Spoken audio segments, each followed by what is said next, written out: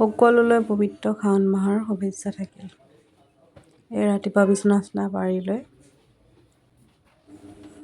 মানবিক তলতে ৰখাই লৈ ভালকৈ মই বিচনা পাৰি লৈছোঁ। তাৰ পাছতে তাই অলপ মাজে মাজে আমনিও কৰি থাকে বাৰু, তথাপিও মানে কৰিবই লাগিব নিজৰ যিখিনি কাম থাকে।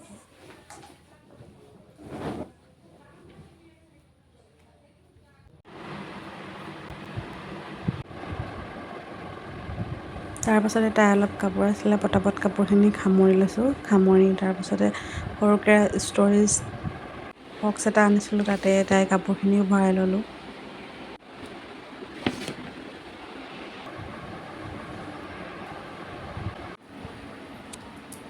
আৰু আমাৰ ফালে আজি পূৰা ধাৰাসাৰ বৰষুণ, ৰাতিপুৱাৰ পৰা বৰষুণ দিয়ে আছে।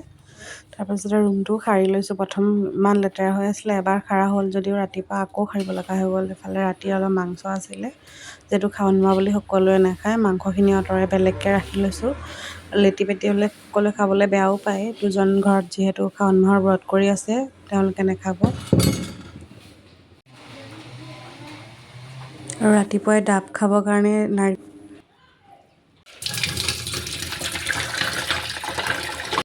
এইকেইটা আমাৰ বাৰীৰ ভাত কেৰেলা হয়, পকি গ'লগৈ মানে, চব বাৰীৰে হয়।